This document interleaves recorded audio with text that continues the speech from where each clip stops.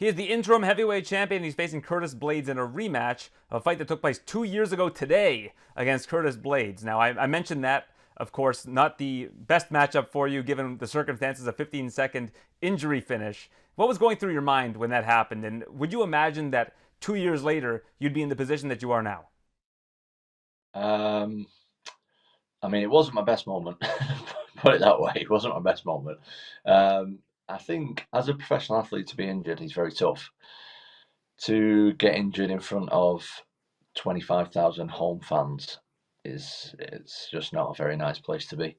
But yeah, I mean, I always believed that I could be, the best heavyweight in the world, and I think that for me personally, I just think if you're not trying to be the best or the best version of yourself, at least, like, what's the point?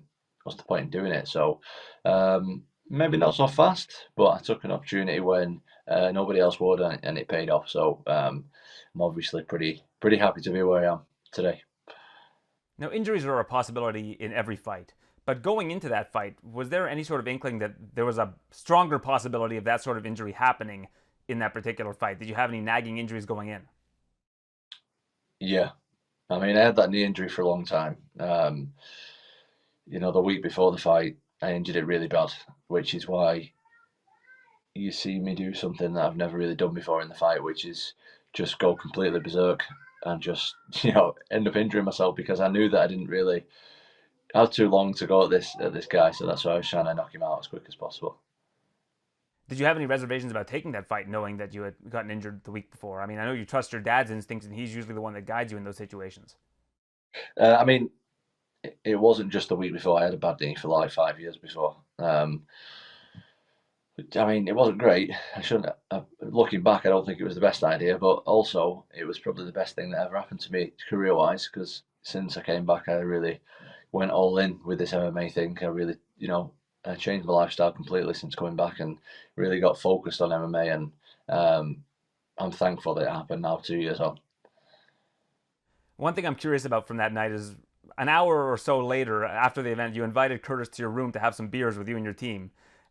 And he said that he was there for about an hour. What was discussed in that hour? What was that like? And having seen Curtis again now that he's touched down in Manchester, do you have memories of that night that are kind of fond, but at the same time, you've always said you kind of owe him one professionally rather than personally? Yeah. So I don't I didn't personally ask him. I think he just came to the room. I can't actually remember how that worked. There's quite a lot of people in the room, as it were, because obviously I couldn't walk, and people had come down to see the fight, and friends, family. There was a fair few people in the room anyway. And then Curtis came with his team. Great people. I got nothing bad to say about Curtis. We could be friends for sure. He's a good guy, but and I saw him today. I saw him today. It's all love between me and Curtis. He's just an opponent. He's not my enemy or something like that. But on Saturday, I will be trying to knock his head off his shoulders, and I'm sure he'll say the same. Do you know what I mean? It's just, but that's part of our sport. This is the sport of fighting people. So I don't have to love him. I don't have to hate him. I'm indifferent to Curtis when we fight. Like I say, I think he's a solid all round human being. We sat and talked about all kinds of things. We talked about kids, future, where we live, all kinds of stuff. Just like getting to know each other. Really, he's a good guy, but I will I will be trying to knock him out on Saturday. That's for sure.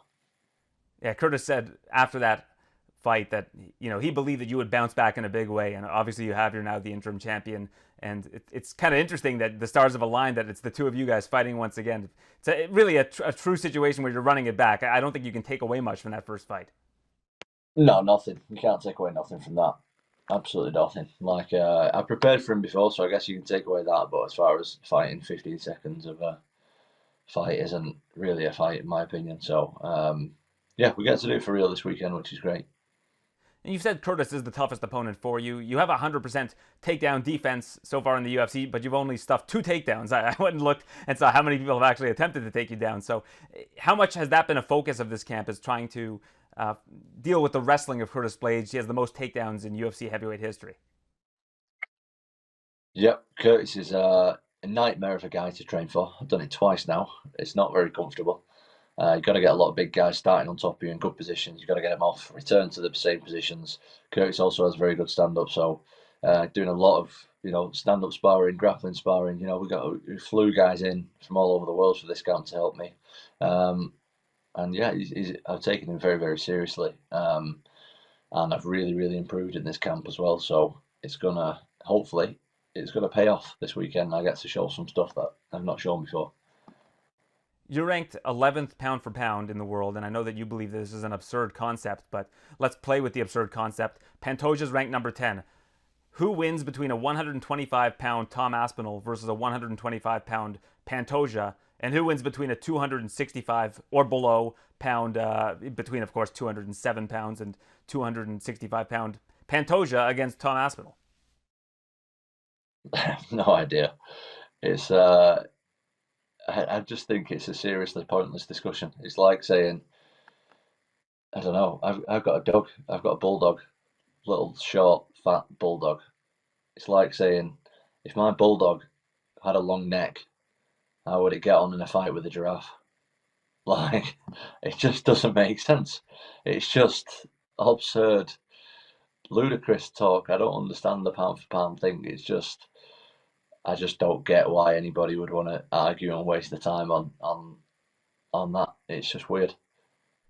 I'm with you 100%. It's this weird, like, nobody really seems to know what it means, first off. Like, to me, I think you just do power rankings. Like, if you just said, this is the MMA power rankings, here's like the number one guy in terms of power rankings based on achievements, I feel like that would be a better way of looking at it than this weird conceptual argument that people seem to have. Yeah, I don't. There's definitely a way to argue better about it. Like, look at the guy's stats.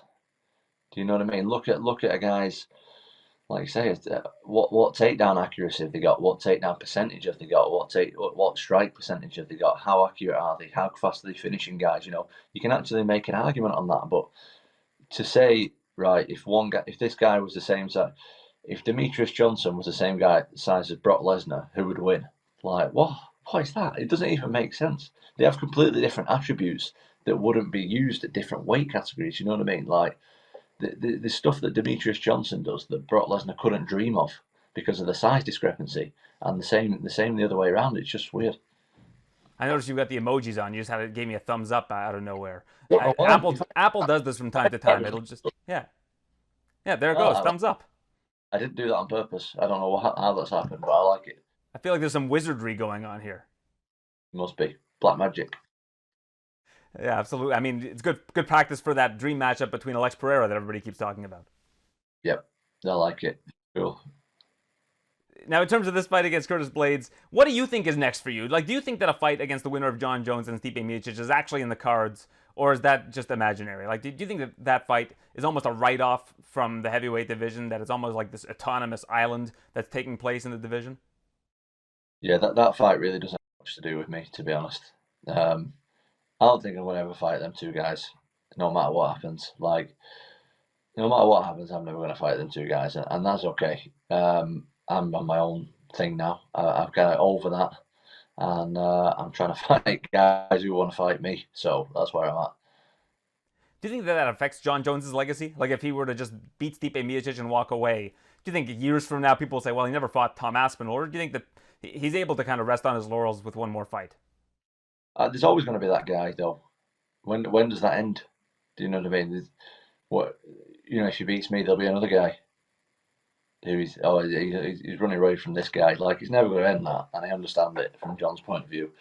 So no, I think he can retire happily if he beats Stipe. So with that in mind, what do you think the heavyweight division looks like after this fight? Like, if we just discard Jones versus Stipe, who do you think is the next big challenger in this division? I have no idea. I mean, I guess Alex Pereira's talking about moving up, but that's not certain at this point. The Stipe and Jon Jones isn't even certain at this point. There was talk about Jon Jones being arrested last week. I don't know what's going on with any of that. I have no idea. Right now, there's one fight and one thing that I'm focusing on really, and that's Blaydes. The other stuff, I'll cross that bridge when I come to it. Yeah, we'll deal with the absolutes, and that is you versus Curtis Blaydes at the co-main event of this weekend's card in Manchester. It's going to be in the middle of the night. I know that you just woke up from a nap, so all of this media, I imagine, probably isn't helping you try to stay on U.S. time. It's not been too bad actually today. So I requested to start my media late, so I finished around 9 p.m. Then I took a nap. Now it's like 10 p.m. or something, 10:30, whatever. And I'm going to stay awake till like four p.m. So sorry, 4 a.m. 4 a.m. And then I'll just sleep as late as possible. So I mean, I've been doing that for like a week already, so I'm fully used to this whole US time in the UK thing. A little bit strange, but I'm used to it now. You're not staying at home, so can you confirm the blackout curtains at the hotel, they work well? So if you are a fighter from other parts of the UK that are coming in, or out, or somewhere in Europe, that you're able to acclimatize to this new weird time zone that you're going to be fighting at on Saturday night? Well, I don't know because I'm not in the host hotel. I'm not in the fighters hotel. I'm in a separate hotel, so I can't Oh, speak for that. I have no idea. as long as Mine are your good. hotel's working, that's what matters. Mine are good. Mine are good. I ain't complaining. So, yeah, I'm just thinking about myself on this one. All right, give me one last thumbs up, Tom, and we'll call it a day. Thank you for doing this, sir, and looking forward to you versus Curtis Blaydes on Saturday. Thank you. I'll speak to you soon, man. Thank you very much.